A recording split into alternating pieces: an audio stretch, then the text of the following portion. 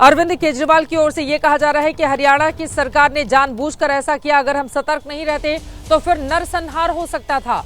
इस तरह के बेहद गंभीर आरोप उनकी ओर से लगाए जा रहे हैं। के शर्मा जी,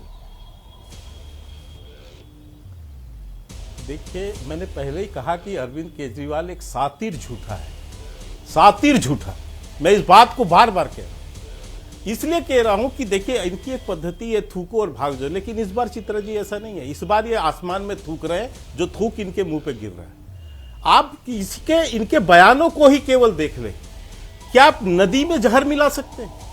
पहली चीज तो ये है। दूसरी बात मैं ये पूछ रहा हूं, 10 दिन से इतना ज्यादा उसमें अमोनिया आ रहा है, जहर मिलके 10 दिन पहले मिलाया गया। 10 दिन में अभी तक लोग क्या, दिल्ली के लोग जो पानी पिए उसमें अभी तक किसी की मौत हुई है? लेकिन झूठ उन्होंने अपने उसमें कहा है बयान में, 10 दिनों से उसमें अमोनिया की पड़ी हुई मात्रा आ रही है। तीसरी बात मैं पूछता हूं, यमुना का पानी सीधे जनता को जाता है? आपका जल बोर्ड वहां रिफाइनरी नहीं होती है?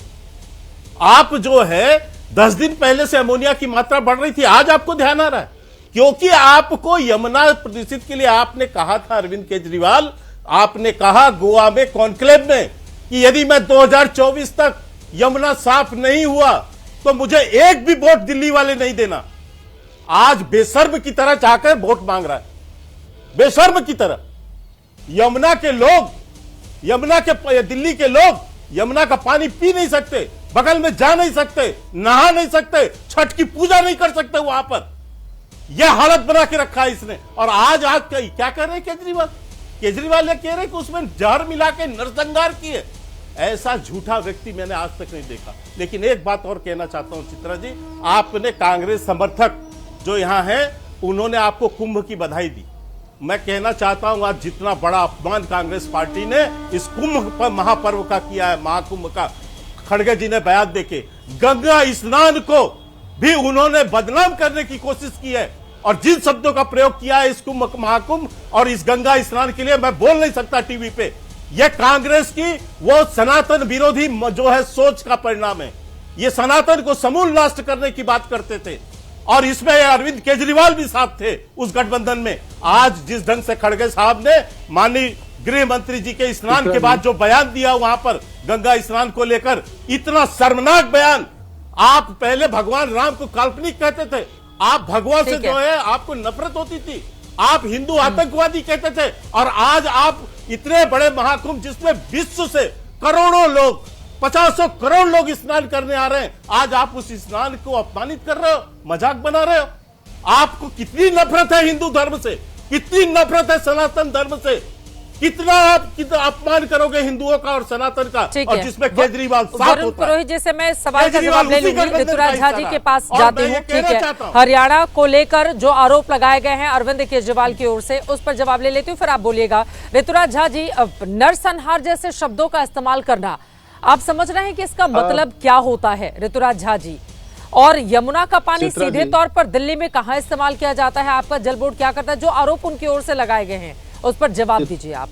और गृह मंत्री अमित शाह की ओर से भी वही तमाम बातें कही गई। उन्होंने कहा कि मैंने अपने जीवन में, राजनीतिक जीवन में, अरविंद केजरीवाल जैसा झूठा व्यक्ति कभी नहीं देखा है।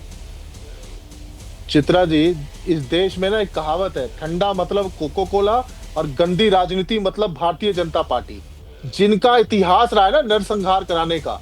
आप सोचिए कि दिल्ली में अभी मॉरल कोड ऑफ कंडक्ट लगा हुआ है, 1 हफ्ते में वोट डलना है।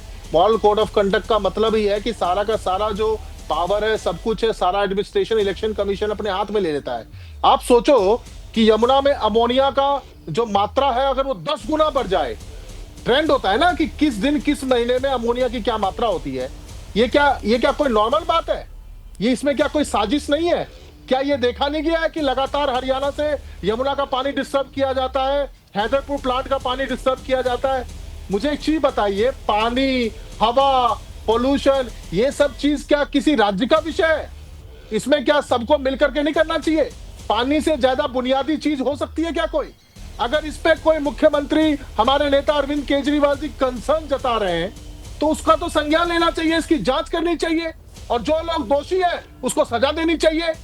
इससे बुरी बात हो सकती है। और इसी गंदी राजनीति की वजह से दिल्ली में भाजपा 27 साल से नहीं है, और यही गंदी राजनीति अगर करते रहे, क्योंकि ये काम का मुकाबला नहीं कर सकते, 20 राज्यों में सरकार है इनकी, इसीलिए गंदी राजनीति पर उतर चुके ठीक है। हैं और ऐसी गंदी राजनीति करते रहेंगे तो अगले 27 साल भी दिल्ली की जनता इनको नहीं चुनेगी, क्योंकि दिल्ली की जनता देश में सबसे ज्यादा वक्त हमें इतने की इजाजत देता है। आप तमाम मेहमानों का बहुत धन्यवाद हमारे साथ महादंगल का हिस्सा बनने के लिए। कुल मिलाकर आरोप प्रत्यारोप के दौर जारी हैं, लेकिन इन सब के बीच अरविंद केजरीवाल आरोप लगा रहे हैं कि हरियाणा की ओर से साजिश रची गई, यमुना में कुछ ऐसी चीजें मिलाई गई जिससे नरसंहार हो सकता था। अब इस तरह के बड़े आरोपों पर भारतीय जनता पार्टी और क्या किस तरह से रिएक्ट करती है, चुनाव आयोग की ओर से संज्ञान लिया गया है। कल पूरे मामले में क्या होगा, इस पर लगातार एबीपी न्यूज की नजर बनी रहेगी।